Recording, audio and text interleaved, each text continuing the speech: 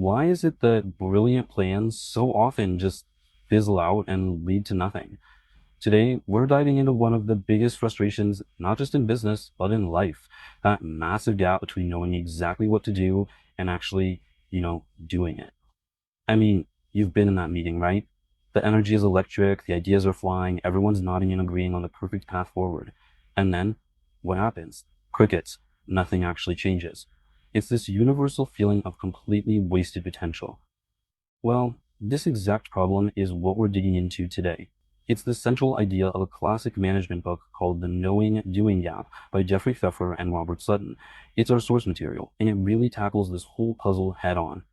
So, let's put a name to it. The authors call it the knowing doing gap, and it's exactly what it sounds like.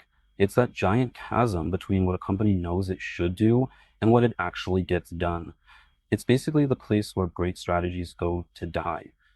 So let's really look at this disconnect because the whole argument of the book is that action, not just knowledge, is absolutely everything. And what's so fascinating is that this gap usually isn't about a lack of information. I mean, companies spend a fortune on consultants, on training programs, on research. The problem isn't that they don't know what to do. The problem is they consistently fail to turn that knowledge into action. So why? Why does this keep happening? Well, the book identifies five huge traps of inaction. Think of them as these hidden forces that just paralyze any real progress. Let's break them down. Okay, the first trap is a big one. Talk replaces action.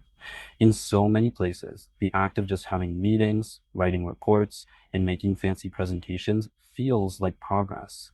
It's so seductive because it feels productive, and frankly, it's safe. But at the end of the day, nobody's actually doing anything differently. The book just hits the nail on the head with this quote. A decision by itself changes nothing. Just agreeing on something in a conference room doesn't mean you've actually moved the needle at all. All right, next up, trap number two, memory replaces thinking. Oh man, this is the classic because we've always done it this way disease. Organizations just default to their old habits and procedures, even when they have brand new information that shows there's a much better way.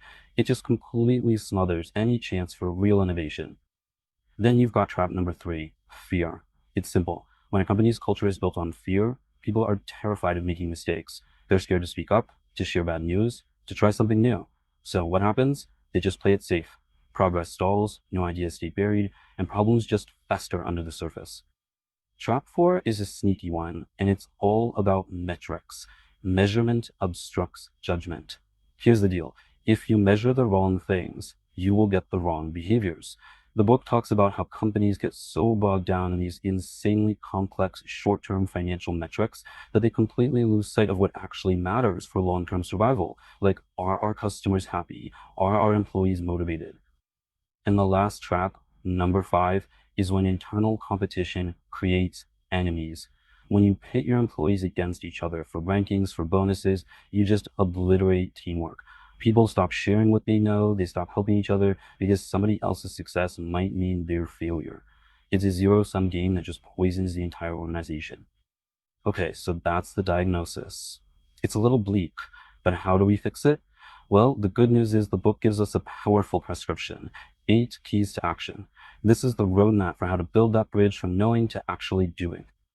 And here they are. These are the 8 guiding principles for really shifting a company's culture. They cover everything from understanding the why behind what you're doing, to learning by doing, to making sure leaders are actually walking the talk. Each one of these is a critical step across that gap. And this table really brings it to life. Just look at the difference. A company that's stuck in the gap, it punishes mistakes. A company that's bridging the gap, it creates soft landings for mistakes, treating them as opportunities to learn. That's a direct result of driving out fear. Or look at teamwork.